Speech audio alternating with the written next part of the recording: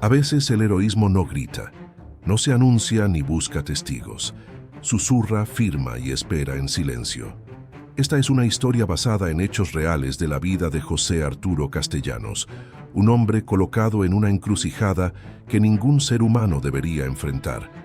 En una época dominada por el miedo, la obediencia y el silencio, su vida transcurre lejos de los campos de batalla, en oficinas, pasillos diplomáticos y decisiones que parecen pequeñas, pero que pueden alterar destinos enteros. Algunos diálogos, escenas y situaciones han sido adaptados con fines narrativos y dramáticos, respetando siempre la esencia real de los acontecimientos y el contexto histórico en el que ocurrieron. Esta narración no busca exagerar ni embellecer el horror, sino acercarte a la dimensión humana de una época donde cada elección tenía un precio y cada demora podía ser irreversible. Si estas historias te tocan el corazón, quédate aquí. Nunca pensé que mi mano temblara al firmar un documento. Había firmado órdenes de guerra, certificados oficiales, decretos militares. Mi firma había enviado soldados al campo de batalla y había sellado tratados entre naciones. Pero esa noche, en la penumbra de mi oficina en Ginebra, mientras el reloj marcaba pasada la medianoche, mi mano temblaba. Frente a mí había un papel. Un simple papel con el sello de El Salvador estampado en la esquina superior. Y en ese papel, un nombre que nunca había escuchado. Berta Con, ciudadana de El Salvador. Berta no era salvadoreña, nunca había pisado Centroamérica, no hablaba español. Probablemente ni siquiera sabía dónde quedaba mi país en el mapa. Pero en ese momento, mientras los nazis marchaban por Budapest y los trenes hacia Auschwitz llenaban sus vagones cada amanecer, Berta necesitaba ser salvadoreña, y yo necesitaba mentir. Afuera nevaba. Podía escuchar el viento golpear contra las ventanas de la oficina consular, ese viento suizo que llegaba limpio desde las montañas, indiferente a la sangre que corría por toda Europa. Ginebra se mantenía neutral, intocada, casi obscenamente tranquila mientras el continente se desgarraba. George, mi amigo, mi cómplice, mi primer secretario, que en realidad era un empresario judío húngaro escondido bajo un apellido latinizado, me miraba desde el otro lado del escritorio. Él ya no temblaba. Había dejado de temblar después del primer centenar de certificados. Ahora solo trabajaba, metódico, silencioso, imprimiendo nombres y apellidos de personas que nunca conoceríamos pero que tal vez, solo tal vez, verían un amanecer más. José, me dijo en voz baja, si no lo firmas, hay una familia entera esperando ese papel en Budapest. 3 generaciones, desde el abuelo hasta la nieta de 4 años. 4 años. Mi hija tenía 4 años cuando la tomé en brazos por primera vez. Tomé la pluma, la acerqué al papel, y entonces recordé algo que mi padre, el general, me había dicho cuando era niño.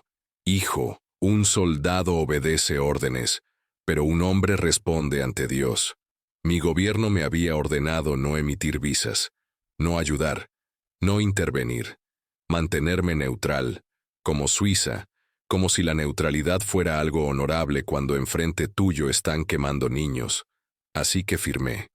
Y al firmar, entendí que estaba cruzando una línea que no tenía regreso.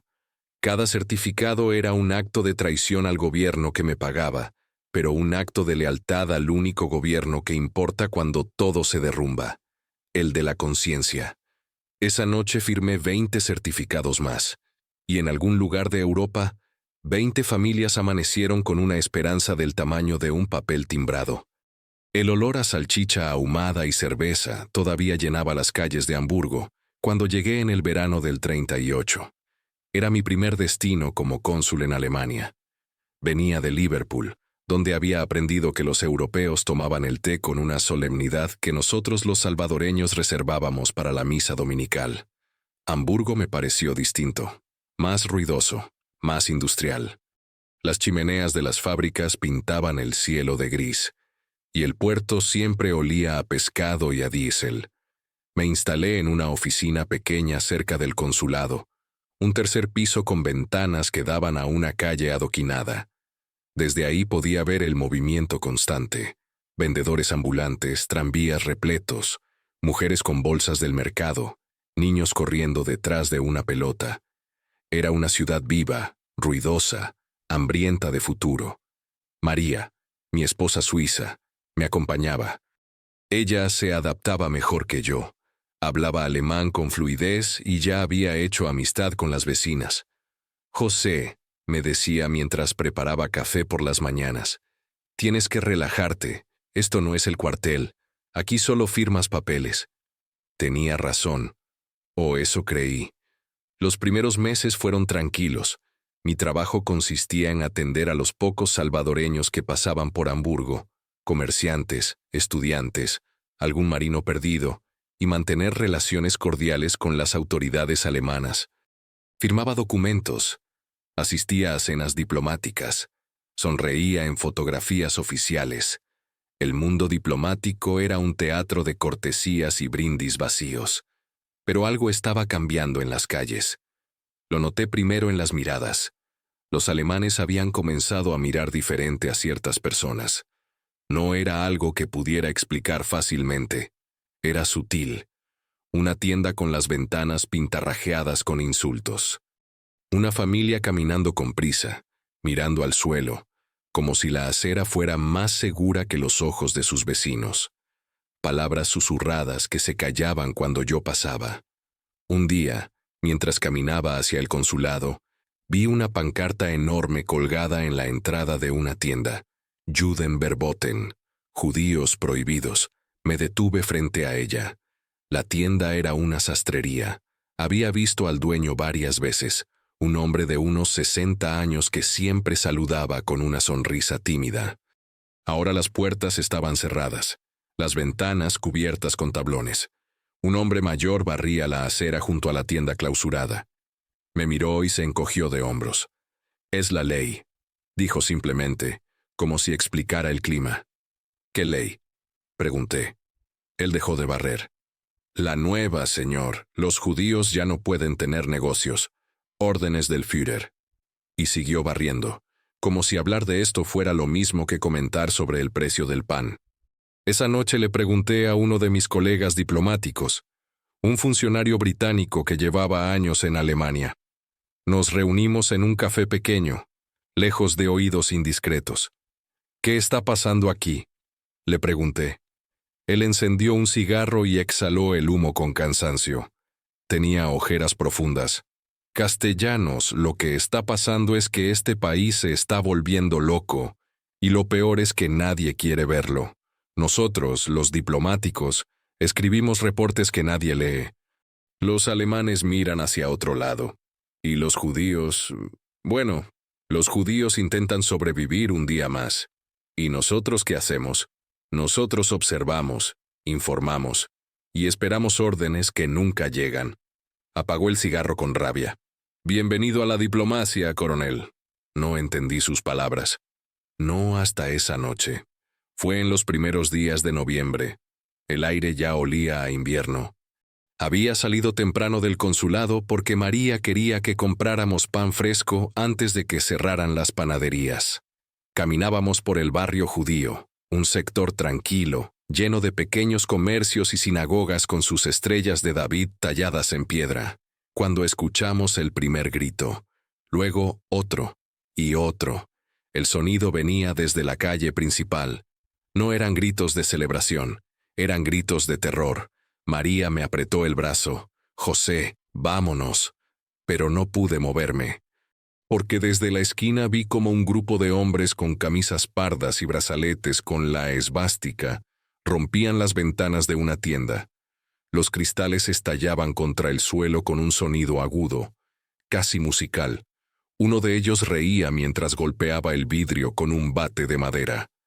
Detrás de ellos, más hombres arrastraban muebles hacia la calle y los prendían fuego. La multitud observaba.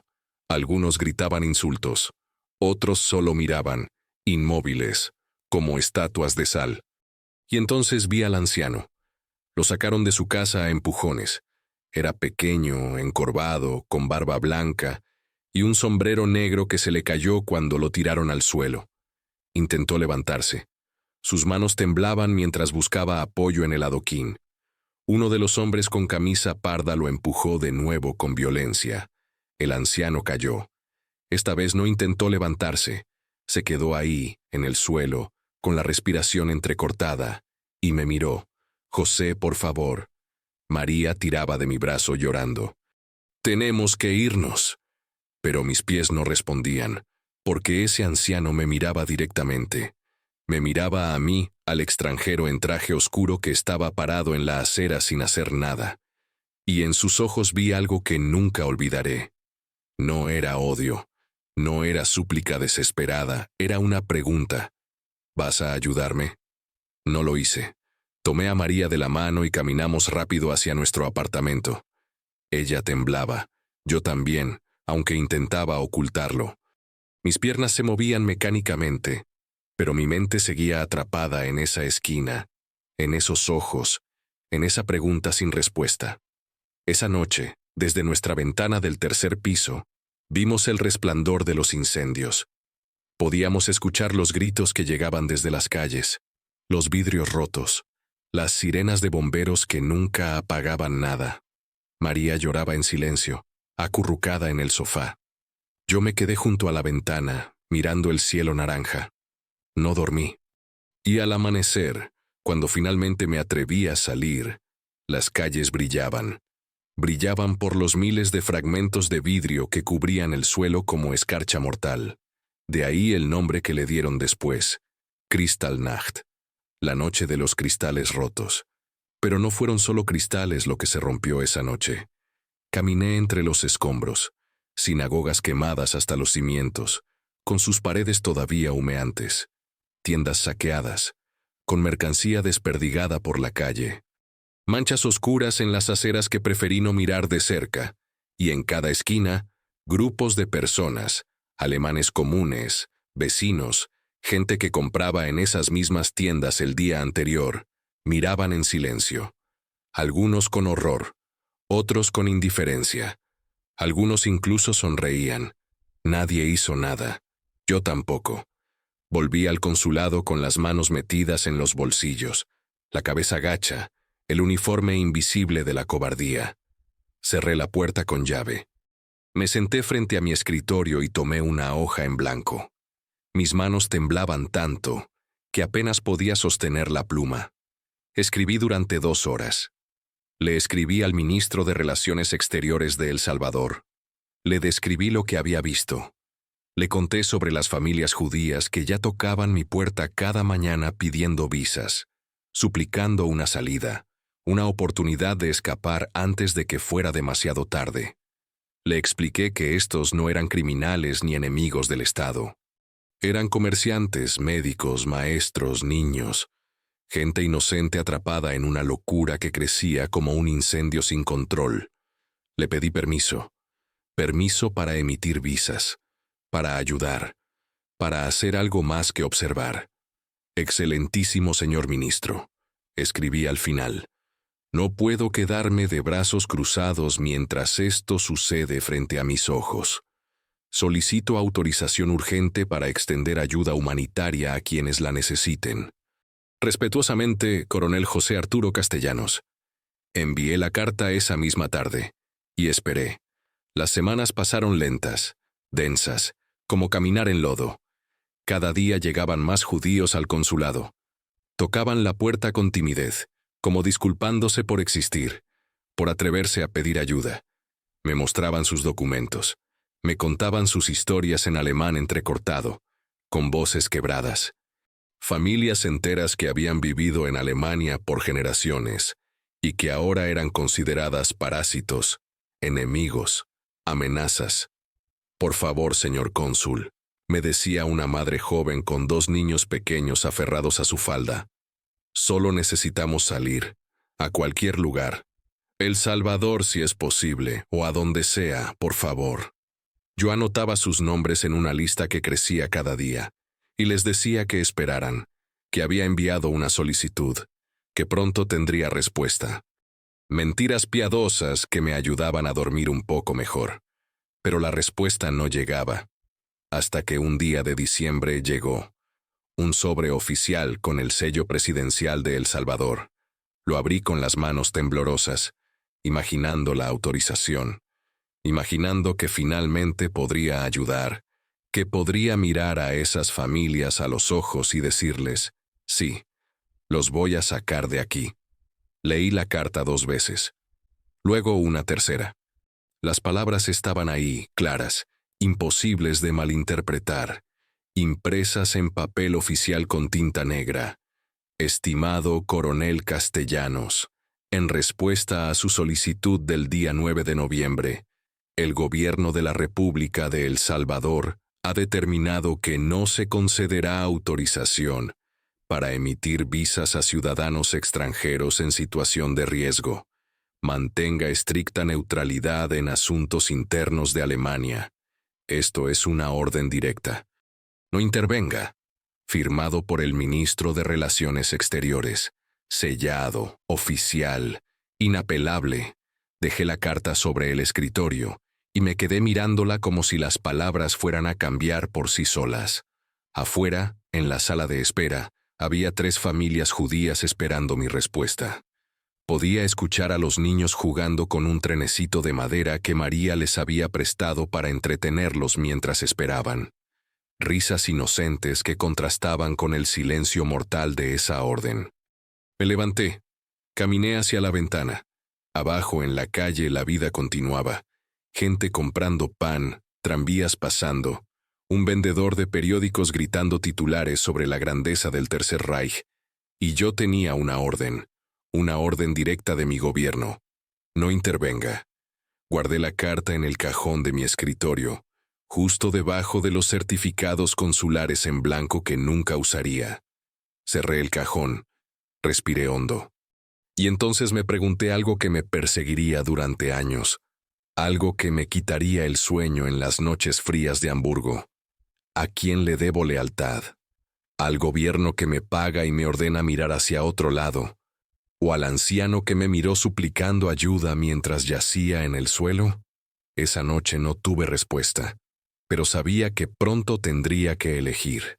Ginebra era blanca, no solo por la nieve que cubría los tectos y las montañas que rodeaban el lago, era blanca por su neutralidad, blanca por su silencio, blanca porque en esa ciudad, mientras Europa se desangraba, la gente seguía tomando café en terrazas elegantes y hablando del clima como si la guerra fuera un rumor lejano. Llegué en el invierno del 41, transferido desde Hamburgo. El gobierno alemán había cerrado varios consulados extranjeros y el nuestro fue uno de ellos. Por seguridad nacional, dijeron. Pero yo sabía la verdad. Ya no querían testigos. Suiza me recibió con su famosa neutralidad. Aquí no había banderas nazis colgadas en cada esquina. No había camisas pardas rompiendo vidrios. Las calles de Ginebra olían a chocolate y a relojes caros, no a humo de sinagogas quemadas. Pero la guerra estaba ahí. La veías en los refugiados que llegaban cada día desde Francia, en las familias que cruzaban la frontera con lo opuesto, arrastrando maletas amarradas con sogas, en los niños con ojos demasiado viejos para su edad. Mi nueva oficina consular estaba en el 2º piso de un edificio con vista al lago Le Mans. Era más grande que la de Hamburgo, con muebles de madera oscura y ventanas amplias que dejaban entrar una luz fría y limpia. María estaba feliz. Aquí estamos seguros, decía. Y tenía razón. Pero yo no me sentía seguro, porque en el cajón de mi nuevo escritorio había guardado la misma carta, la orden de no intervenir, y cada vez que la veía, recordaba las caras de las familias que había tenido que rechazar en Hamburgo. Los primeros meses en Ginebra fueron rutinarios. Firmaba documentos comerciales. Atendía a los escasos salvadoreños que vivían en Suiza. Asistía a recepciones diplomáticas donde todos fingíamos que el mundo no estaba cayéndose a pedazos. Fue en una de esas recepciones donde lo volví a ver. Georgi Mandl. Lo reconocí de inmediato, aunque había cambiado. Estaba más delgado. Tenía ojeras profundas y el traje le quedaba grande, como si lo hubiera comprado para otro cuerpo. pero su sonrisa seguía siendo la misma, cálida, genuina, imposible de fingir. Nos habíamos conocido años atrás, cuando yo era agregado militar en Checoslovaquia. Él era un empresario textil húngaro, judío, con contactos en toda Europa Central. Habíamos hecho negocios juntos. Más que eso, nos habíamos hecho amigos. Comíamos juntos. Hablábamos de nuestras familias. Él me había enseñado a negociar con los comerciantes checos sin que me estafaran. Pero ahora, viéndolo ahí parado en esa recepción con una copa de vino que apenas tocaba, entendí que algo había cambiado. Me acerqué. «Georgi». Él se dio vuelta. Por un segundo su rostro se iluminó. Luego miró alrededor, nervioso, como comprobando quién podía estar escuchando. «José», dijo en voz baja, «qué alegría verte». Nos dimos la mano. La suya temblaba. «¿Qué haces en Ginebra?», pregunté. «Sobrevivir», respondió con una sonrisa amarga. «Eso es lo que todos hacemos ahora, ¿no?». Salimos al balcón. Afuera hacía frío y podíamos hablar sin interrupciones. Georgi encendió un cigarrillo. Sus manos todavía temblaban. «Escapé de Bucarest hace 6 meses», me dijo mirando el lago. «Los rumanos empezaron a arrestar judíos. A mí me protegía mi dinero, mis contactos, pero sabía que era cuestión de tiempo. Así que vendí todo lo que pude y crucé a Yugoslavia. De ahí a Italia. Y finalmente aquí». «¿Y tu familia?». Su silencio fue peor que cualquier respuesta. «Mi esposa e hijo están conmigo», dijo finalmente. «Ellos sí lograron salir, pero mis padres, mis hermanos, todavía están en Hungría». Se limpió los ojos rápidamente, como avergonzado de mostrar debilidad. «No sé si los volveré a ver». Me quedé callado. No había palabras. «José», continuó, «necesito pedirte un favor». «Lo que necesites». Él dudó. Dio otra calada al cigarrillo. «Necesito protección diplomática. Los suizos me permiten estar aquí, pero soy un refugiado sin estatus. Si los alemanes presionan lo suficiente, me pueden deportar. Y si me deportan…». No terminó la frase. Entendí de inmediato. «¿Qué propones?». «Dame un puesto en tu consulado, cualquier cosa, chofer, mensajero, lo que sea. Solo necesito un papel que diga que trabajo para El Salvador. Eso me da inmunidad diplomática». Lo miré. Mi amigo. El hombre que me había ayudado a navegar el mundo de los negocios europeos cuando yo era un soldado salvadoreño perdido en Praga. El hombre que había invitado a mi esposa y a mí a cenar en su casa, donde su madre nos preparaba platos húngaros que nunca habíamos probado, y ahora me pedía que le salvara la vida. «Hay un problema», le dije. «¿Cuál?». «Mi gobierno me ordenó no intervenir en estos asuntos. Tengo prohibido ayudar a refugiados». Georgi asintió despacio. Apagó el cigarrillo contra la baranda del balcón. «Lo entiendo. Fue una tontería pedírtelo, perdona». Se dio vuelta para irse. «Espera». Se detuvo. Respiré hondo. En mi mente veía la carta, la orden, las palabras «no intervenga». Pero también veía al anciano en Hamburgo, al que no ayudé, al que dejé tirado en el suelo mientras huía como un cobarde. «Dame una semana», le dije. Esa noche no dormí. Me quedé despierto en mi oficina, mirando los certificados consulares en blanco que estaban guardados en el archivero. Había cientos. Solo necesitaba llenar uno, inventar un puesto, firmar. Pero hacerlo significaba desobedecer una orden directa. María me encontró ahí a las 3 de la madrugada, todavía sentado frente al escritorio vacío. «¿Qué haces despierto?», preguntó. Le conté sobre Georgi, sobre su petición, sobre mi dilema. Ella se sentó junto a mí en silencio. Luego tomó mi mano. «José, ¿recuerdas lo que me dijiste la noche de la Kristallnacht?». «No», dijiste. «Si algún día tengo la oportunidad de hacer algo, no voy a dudar como dudé esa noche». Tenía razón. Lo había dicho, llorando, temblando, con las manos manchadas de la vergüenza de no haber actuado. «Pero es una orden directa», repetí.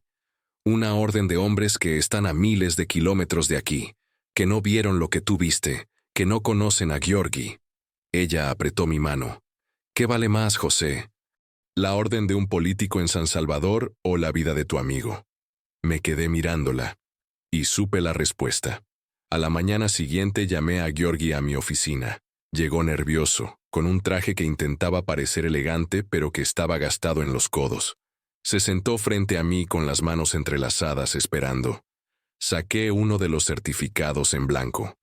Voy a crear un puesto, le dije. Primer secretario del consulado de El Salvador en Ginebra. Sus ojos se abrieron. José, eso es un puesto diplomático de alto rango. Exacto, te dará inmunidad total. Los suizos no podrán tocarte, los alemanes tampoco. Pero tu gobierno, mi gobierno está muy lejos. Tomé la pluma. Y hay cosas más importantes que seguir órdenes ciegas. Él se quedó callado. Luego, lentamente, una sonrisa apareció en su rostro. Una sonrisa real, la primera que le veía desde que nos habíamos reencontrado. Necesitamos latinizar tu nombre, le dije. Mandel suena muy húngaro. ¿Qué te parece Mantello? Mantello, repitió. Me gusta, suena italiano, español. Perfecto. Desde hoy eres George Mandel Mantello, primer secretario del Consulado de El Salvador. Llené el certificado. Escribí su nombre. Su nuevo nombre. Le puse el sello oficial. Y firmé. Al firmar, sentí algo extraño. No era miedo. Era liberación. Porque por primera vez desde Hamburgo estaba haciendo algo. Le extendí el documento. Él lo tomó con manos temblorosas y lo leyó 3 veces, como si temiera que las palabras fueran a desaparecer. Gracias, susurró. No sabes lo que esto significa. Sí, lo sé, respondí. Nos dimos la mano. Un apretón largo, firme, cargado de un entendimiento que iba más allá de las palabras. Cuando estaba por irse, se detuvo en la puerta. José, hay algo que debes saber. ¿Qué? Mi familia en Hungría. No son los únicos. Hay miles, decenas de miles de judíos atrapados ahí. En Polonia, en Rumania, en Eslovaquia. Hizo una pausa. Si pudiste salvarme a mí con un papel, ¿no podrías salvar a más? Me quedé helado, porque en ese momento entendí que no había salvado a un amigo. Había abierto una puerta. Las siguientes semanas, George trabajó en la oficina consular conmigo. Oficialmente era mi secretario. En la práctica, se convirtió en mi socio. Me ayudaba con la correspondencia. Traducía documentos del húngaro y el rumano. Y cada noche, cuando todos se iban, se quedaba conmigo en la oficina. Tengo contactos, me dijo una noche. Gente en Budapest, en Varsovia. Organizaciones judías que están intentando sacar familias. Si nosotros pudiéramos emitir documentos, certificados de ciudadanía salvadoreña, esas familias tendrían protección. ¿Cuántas familias? Pregunté. Cientos, tal vez miles.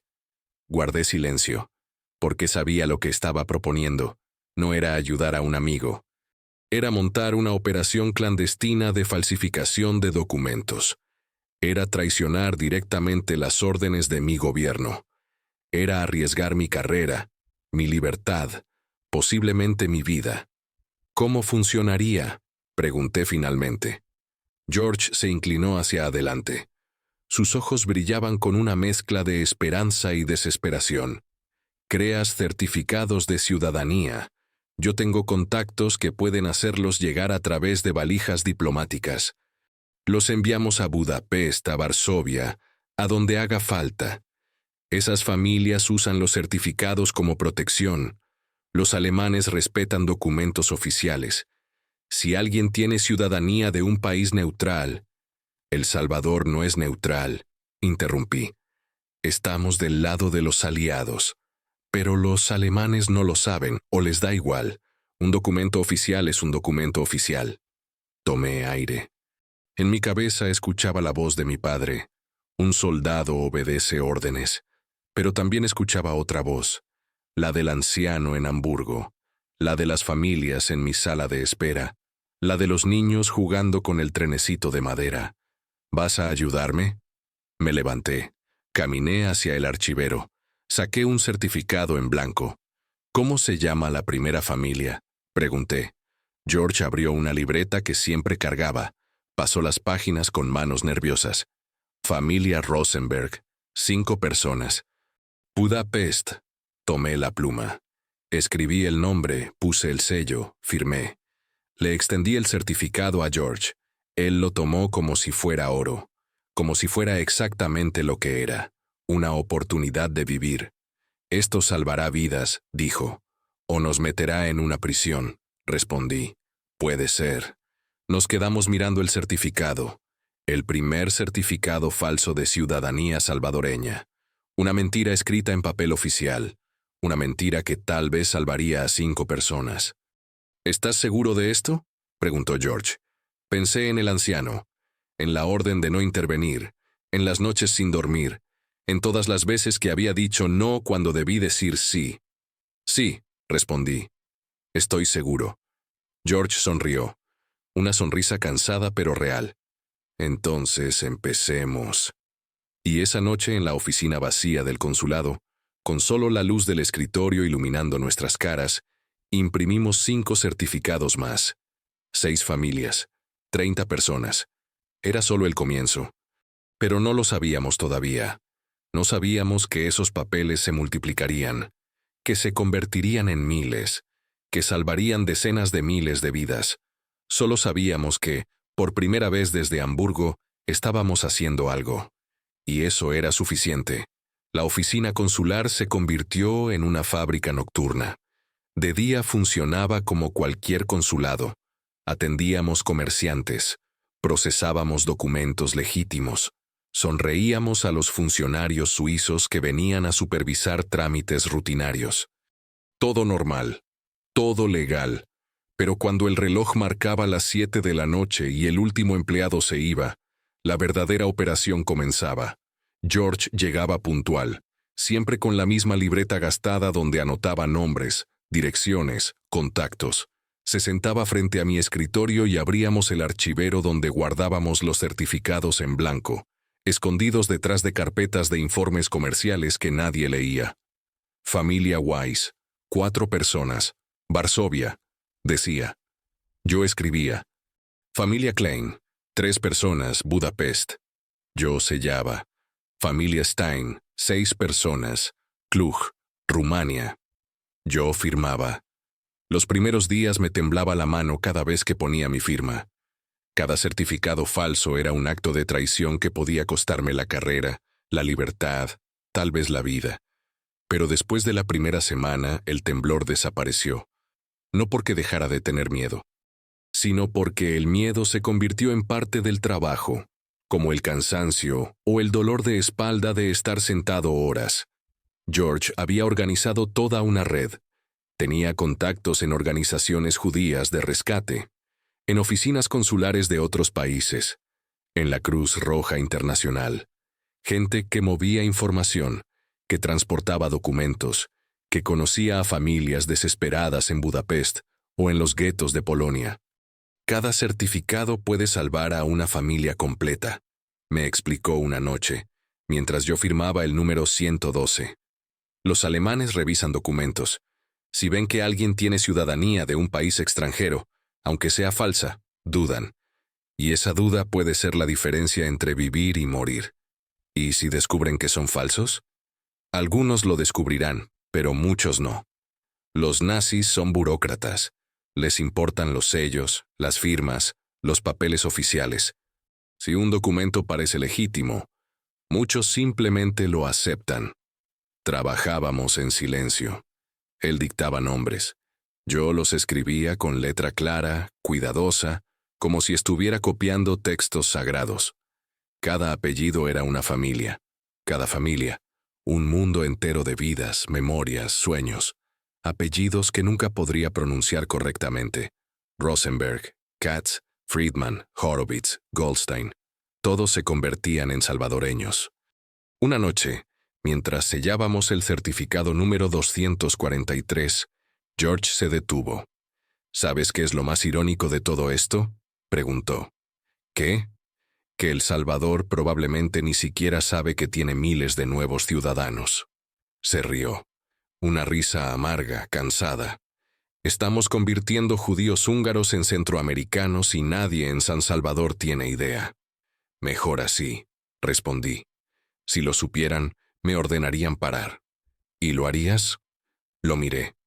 Su rostro estaba iluminado apenas por la lámpara del escritorio. Tenía ojeras profundas. Había envejecido 10 años en 6 meses. No, dije. Ya no. Porque algo había cambiado en mí. Había cruzado una línea y ya no había regreso.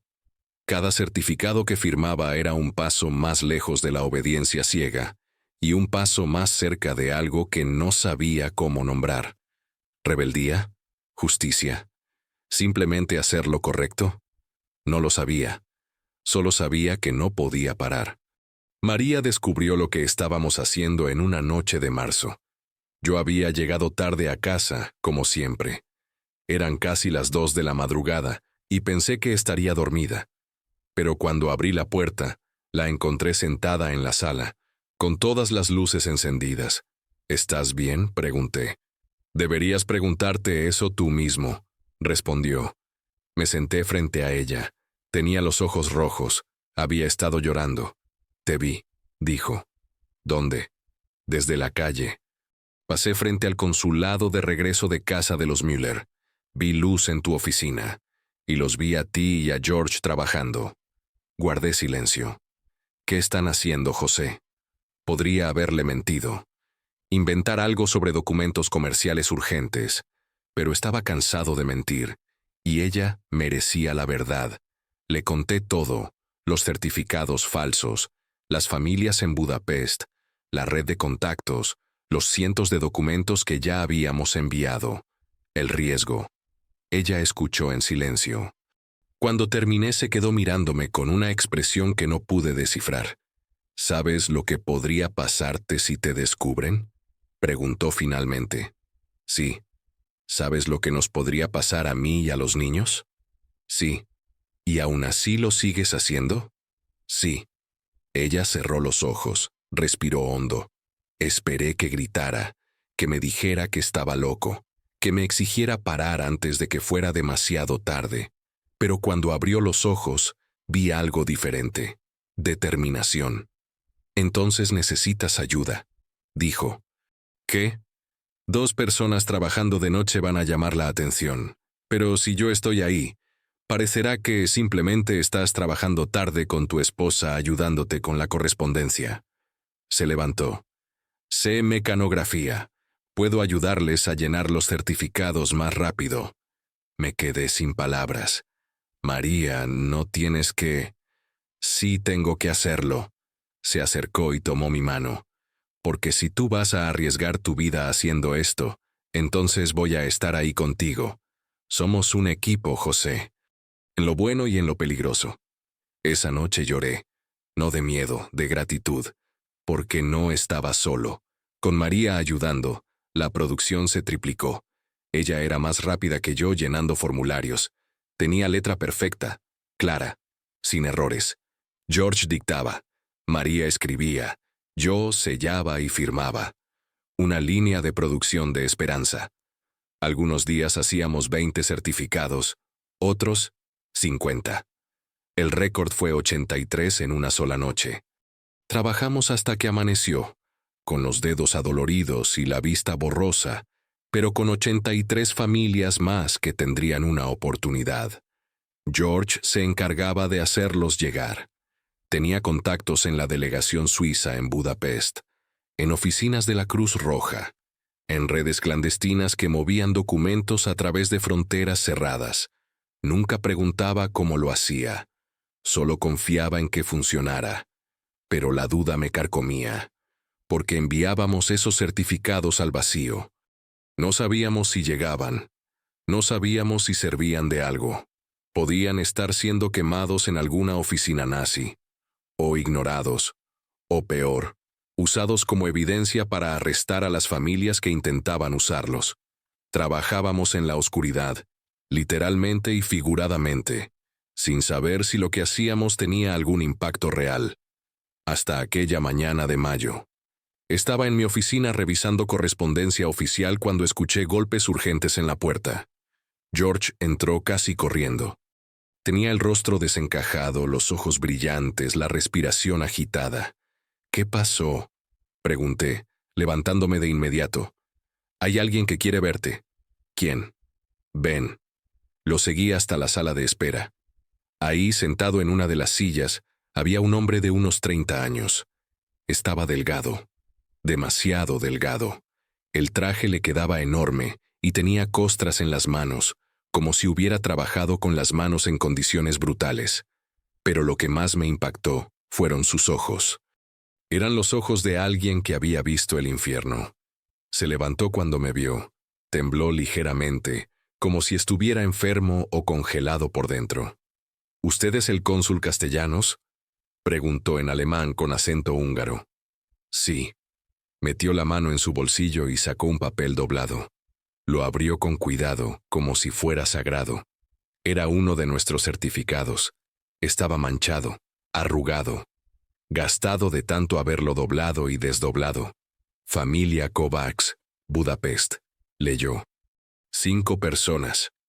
Reconocí mi firma, mi sello. Lo había hecho 4 meses atrás. «Yo soy Adam Kovács», dijo el hombre. «Este documento salvó a mi familia». Se le quebró la voz. «Cuando los nazis llegaron a nuestra casa, les mostré esto. Dijeron que éramos ciudadanos salvadoreños y que estábamos bajo protección consular. Nos llevaron igual, pero no a Auschwitz. Nos metieron en un campo de tránsito para extranjeros». Hizo una pausa, tragando con dificultad. «Allí esperamos, 3 meses. Y hace 2 semanas, gracias a presión de la Cruz Roja, nos liberaron». Respiré hondo. «Toda tu familia. Toda, mi esposa, mis padres, mi hermana pequeña. 5 personas. 5 vidas». Miré a George. Él tenía lágrimas en los ojos. Adam se acercó y me extendió la mano. La tomé. Estaba helada, temblorosa. «No sé cómo agradecerle», susurró. «Usted no me conoce. Nunca me ha visto. Pero firmó un papel que nos salvó la vida». No pude hablar, porque en ese momento entendí algo fundamental. Todo lo que habíamos hecho en la oscuridad, todas las noches sin dormir, todos los certificados firmados con las manos temblorosas, funcionaba. No eran solo papeles, eran vidas. Adam se fue media hora después.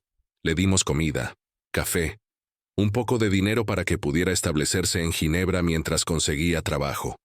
Cuando la puerta se cerró detrás de él, George y yo nos quedamos solos en la oficina. 5 personas, dijo George. Sí, hemos enviado más de 500 certificados. Hice los cálculos. Si cada certificado salvaba en promedio 5 personas, 2.500 vidas, susurró George. Nos quedamos en silencio, porque esa cifra era imposible de procesar. 2.500 personas. 2.500 mundos, familias, futuros, y todavía podíamos hacer más.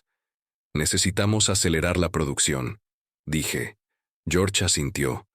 Esa noche trabajamos hasta que salió el sol, porque ahora sabíamos que cada certificado que firmábamos no era solo un papel, era una familia que amanecería un día más. Era un niño que podría crecer. Era una madre que volvería a abrazar a su hijo.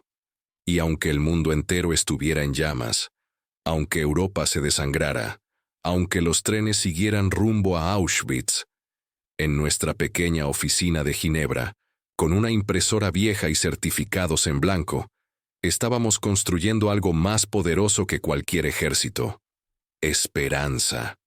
Y la esperanza, descubrí esa noche, es lo único que no se puede matar con balas. La noticia llegó por radio en la mañana del 19 de marzo del 44. Alemania había invadido Hungría. George estaba en mi oficina cuando lo escuchamos. Se quedó paralizado, con la taza de café suspendida a medio camino hacia su boca. Luego, la dejó caer. La porcelana se rompió contra el suelo con un sonido seco que resonó en el silencio. Mi familia está ahí, susurró. Mis padres, mis hermanos. 800.000 judíos están ahí. No dije nada, porque no había nada que decir. Hungría había sido el último refugio, el último lugar en Europa Central donde los judíos todavía podían respirar, donde las leyes raciales existían pero no se aplicaban con la brutalidad nazi. Muchas familias habían huido ahí pensando que estarían a salvo, pero ahora los alemanes habían llegado, y con ellos la máquina de exterminio. George se levantó de la silla, caminó hacia la ventana. Podía ver cómo le temblaban los hombros. «Van a matarlos a todos», dijo. «A todos». Me acerqué. Puse una mano en su hombro. «No si nosotros trabajamos más rápido». Él se dio vuelta. Tenía lágrimas corriendo por las mejillas. «José, ya enviamos más de 1,000 certificados. ¿Cuántos más podemos hacer? ¿2,000? ¿3,000? Hay 800.000 judíos en Hungría, 800.000. No hay forma de salvarlos a todos». «No», admití, «pero podemos salvar a algunos. Y algunos es mejor que ninguno». Esa noche no dormimos. Llamé a María. Ella vino de inmediato, sin preguntas. Los tres nos quedamos en la oficina, trabajando con una urgencia que no habíamos sentido antes, porque ahora teníamos una cuenta regresiva. Los alemanes no esperarían. Las deportaciones comenzarían pronto. Los trenes hacia Auschwitz se llenarían cada amanecer. George dictaba nombres sin parar. Su voz era mecánica, rota, pero seguía.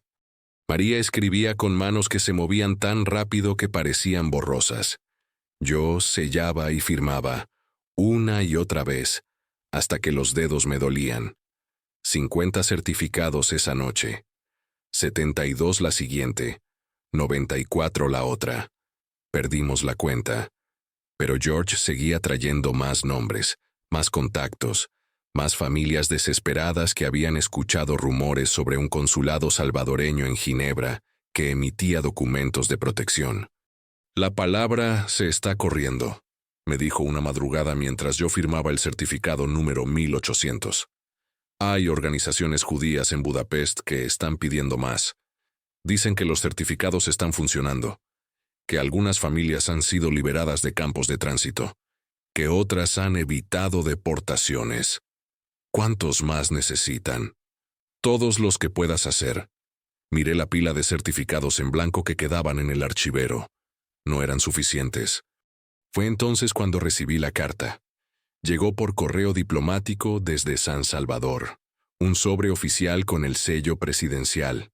Lo abrí con las manos temblorosas, esperando lo peor, esperando que finalmente hubieran descubierto lo que estábamos haciendo y que vinieran las consecuencias. Pero la carta decía algo completamente diferente.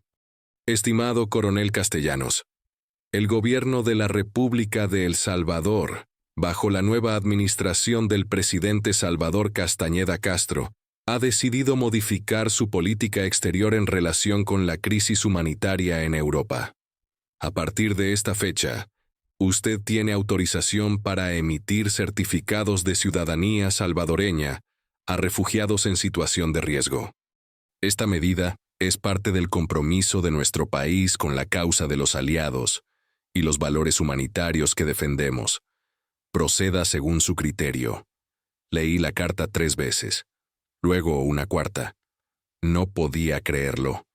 Después de 2 años de trabajar en secreto, de desobedecer órdenes directas, de arriesgar todo, finalmente tenía permiso.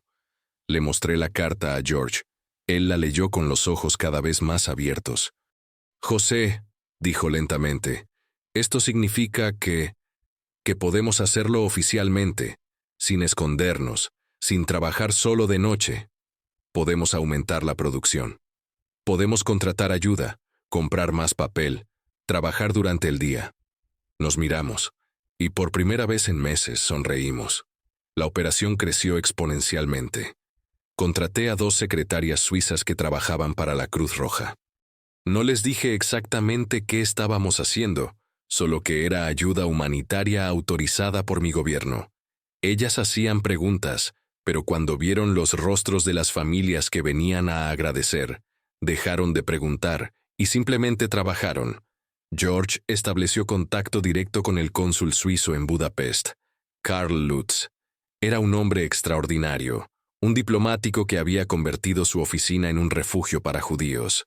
Emitía documentos de protección suizos. Creaba casas seguras. Y ahora, con nuestros certificados salvadoreños, tenía otra herramienta. Lutz dice que los certificados están teniendo un impacto real, me informó George. Los alemanes están confundidos. No esperaban que un país tan pequeño y lejano como El Salvador tuviera tantos ciudadanos en Hungría. Algunos oficiales nazis simplemente aceptan los documentos porque parecen legítimos. También trabajamos con Raúl Wallenberg, el diplomático sueco que se había convertido en leyenda. Él emitía pasaportes suecos falsos. Nosotros emitíamos certificados salvadoreños. Entre todos creamos una red de papel que detenía, aunque fuera temporalmente, la maquinaria de muerte. Para mayo del 44, habíamos enviado más de 5,000 certificados a Budapest. Para junio, 8,000. Para julio, 10,000. Cada uno protegía a una familia completa. Cada uno era una apuesta contra la muerte. No todos funcionaban. Lo sabíamos.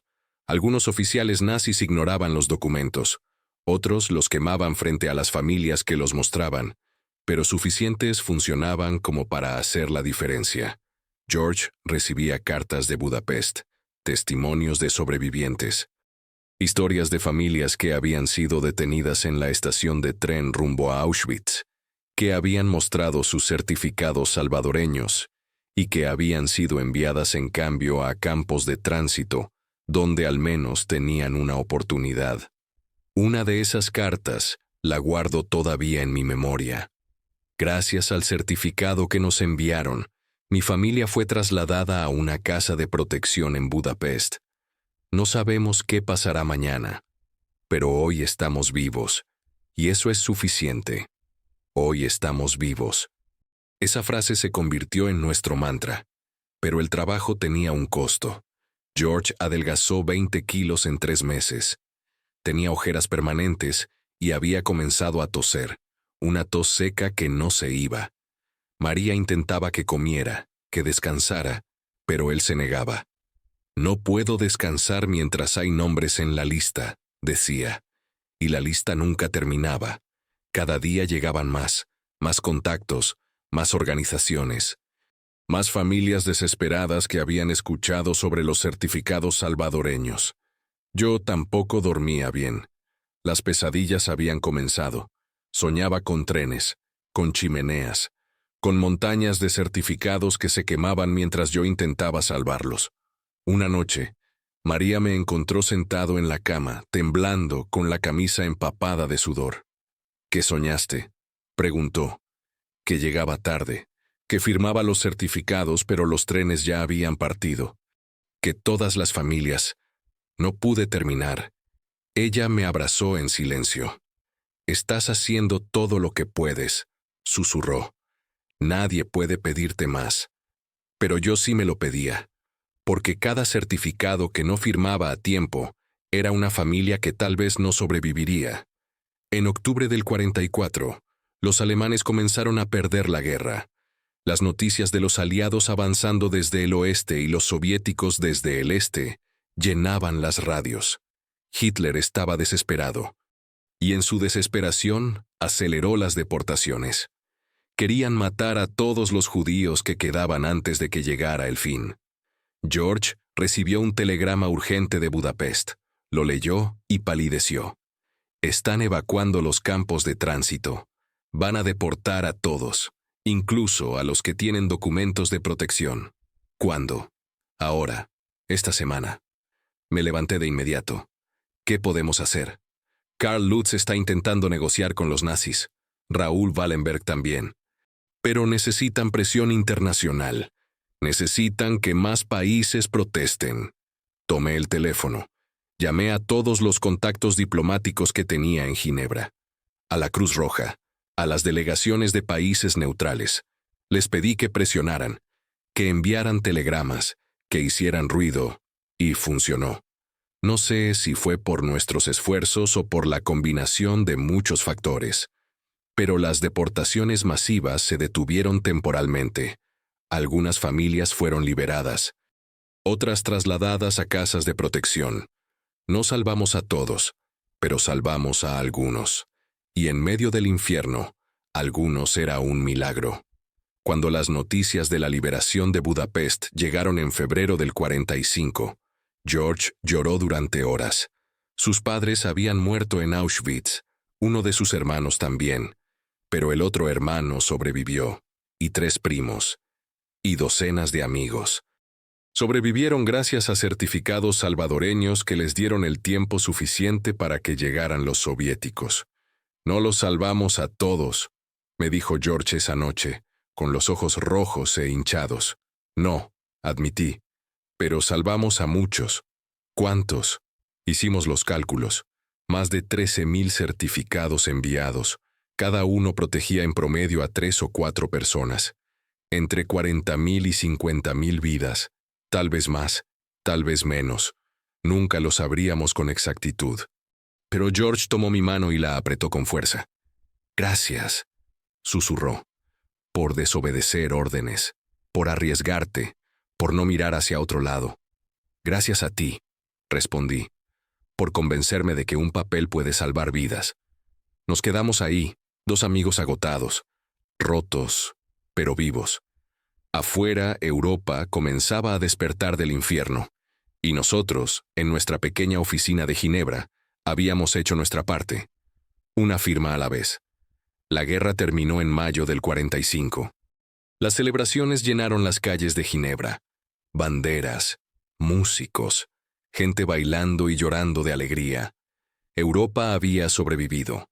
Hitler estaba muerto. Los campos de concentración, liberados. Yo observaba desde la ventana de mi oficina, sintiendo un vacío extraño. Deberíamos estar celebrando, pero lo único que sentía era cansancio. Un cansancio tan profundo que me llegaba hasta los huesos. George se había ido 2 semanas antes. Había viajado a Budapest para buscar a los sobrevivientes de su familia. Me abrazó antes de partir, con lágrimas en los ojos, y me dijo algo que nunca olvidaré. Lo que hicimos aquí cambiará el mundo. Tal vez no hoy, tal vez no mañana, pero algún día la gente sabrá. Yo asentí, pero en el fondo no le creí, porque ya estaba comenzando el olvido. Los diplomáticos que habían emitido visas falsas, los que habían ocultado judíos, los que habían desobedecido órdenes para salvar vidas, todos empezaban a ser vistos con sospecha. Habíamos roto las reglas, habíamos mentido, habíamos falsificado documentos oficiales. Que lo hubiéramos hecho por razones humanitarias no cambiaba el hecho de que habíamos cometido actos ilegales. En junio del 45 recibí mi nueva asignación. Londres. Me transferían lejos de Ginebra, lejos de los certificados, lejos de todo lo que había construido en esos años. María empacó nuestras cosas en silencio. Los niños estaban emocionados de ir a Inglaterra, pero yo sentía que estaba dejando algo atrás. Algo importante. El día antes de partir, regresé a la oficina consular. Estaba vacía. Habían enviado a un nuevo cónsul que llegaría la próxima semana. Caminé por las habitaciones donde George y yo habíamos trabajado tantas noches. El escritorio estaba limpio. El archivero vacío. Los certificados en blanco, archivados o destruidos. No quedaba evidencia de lo que habíamos hecho, solo una maleta.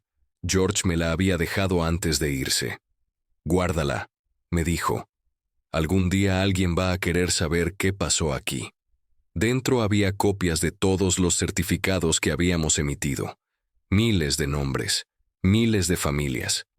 La cerré con llave y me la llevé conmigo. Londres era gris y lluviosa. Mi trabajo allí era rutinario. Procesaba documentos comerciales.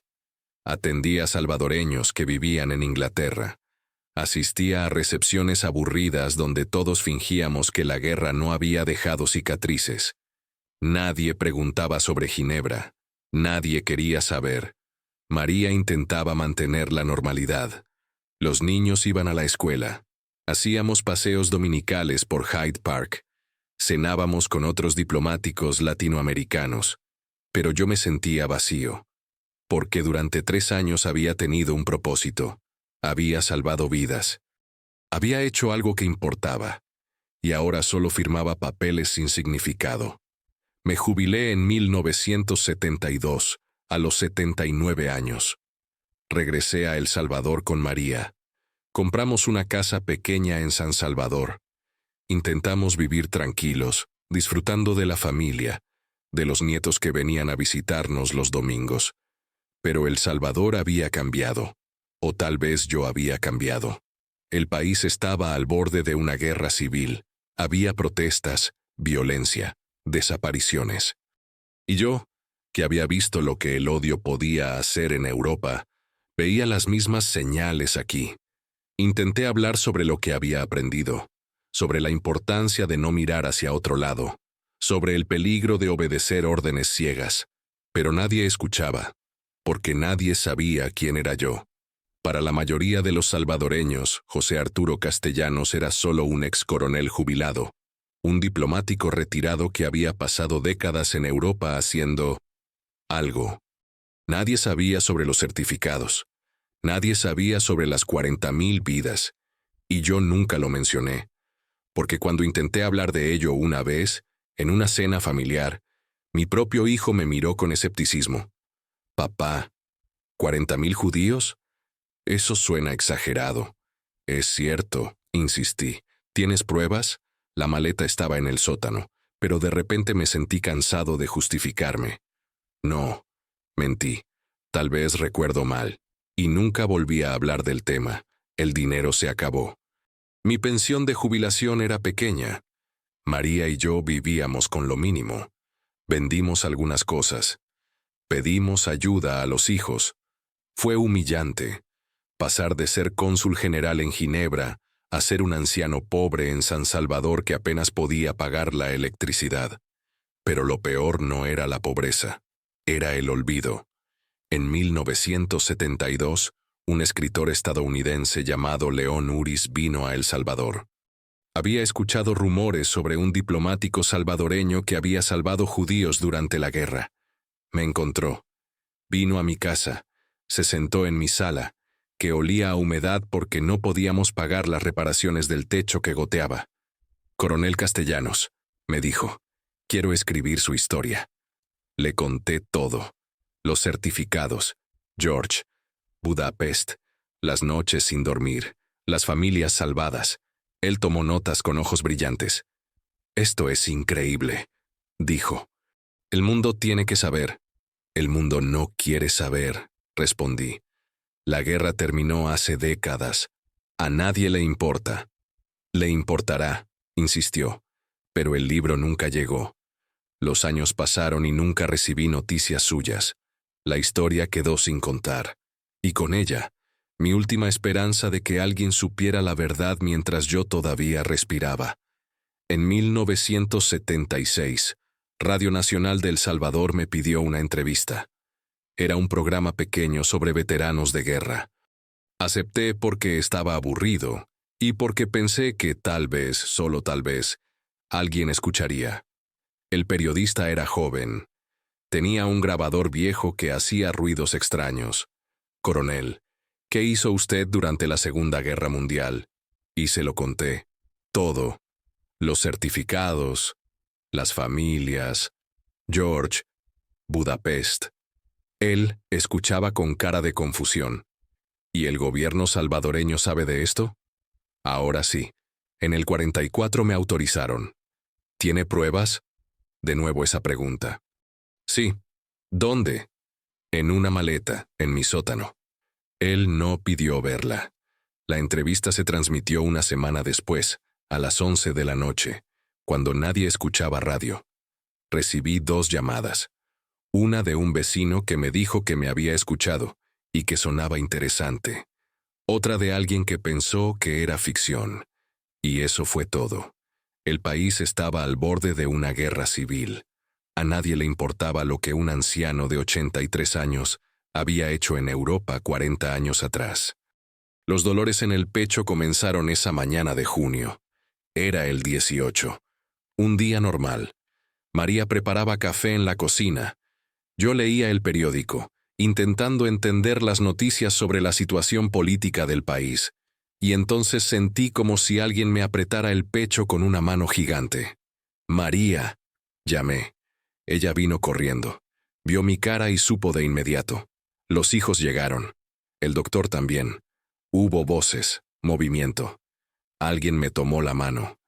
Y yo, acostado en mi cama, con la vista borrosa y el pecho ardiendo, solo pensé una cosa.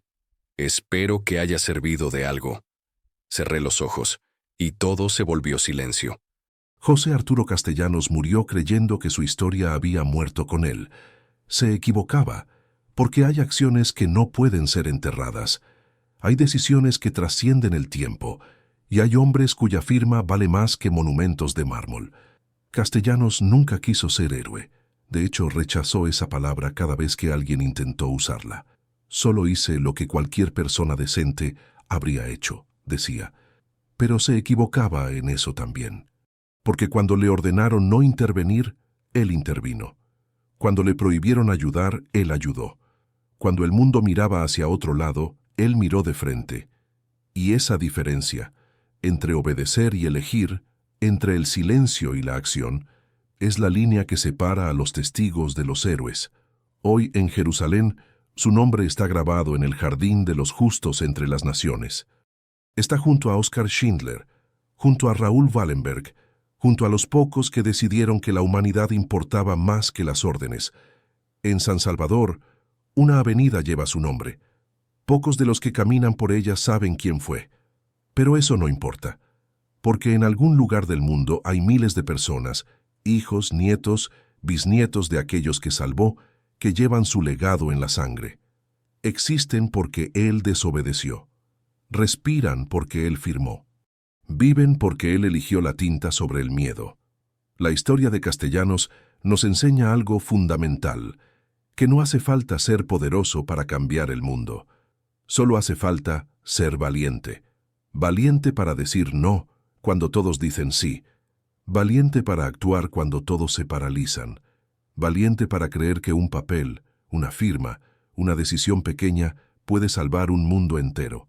Porque para cada una de esas 40.000 personas, Castellanos no salvó parte del mundo. Salvó todo su mundo. George Mandel Mantello, su amigo y cómplice, murió en Suiza en 1992. Antes de morir, dio una entrevista donde dijo algo hermoso.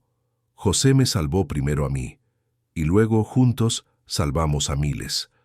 Pero lo más importante no fue cuántos salvamos, sino que decidimos intentarlo. En medio de la oscuridad, encendimos una vela, y esa vela iluminó más de lo que jamás imaginamos. Hoy, esa maleta que Castellanos guardó durante décadas está en el Museo del Holocausto en Washington. Dentro hay miles de nombres, miles de familias, miles de vidas que casi se apagan, pero que sobrevivieron gracias a un coronel salvadoreño que puso su conciencia por encima de su carrera. Esta es la historia que casi nadie contó, la historia del hombre que murió pobre y olvidado, pero que salvó más vidas que muchos ejércitos. La historia del diplomático que convirtió mentiras en verdades, documentos falsos en salvaciones reales. La historia de José Arturo Castellanos, el soldado que aprendió que a veces desobedecer es el acto más honorable y que en tiempos de oscuridad una firma puede ser un rayo de luz. Si estas historias te recuerdan que la bondad existe incluso en los peores momentos, que el coraje puede venir de los lugares más inesperados, quédate con nosotros. En Corazones en Guerra seguimos contando las historias que el mundo olvidó, pero que el corazón necesita recordar, porque mientras haya voces dispuestas a contar, habrá héroes que no morirán jamás.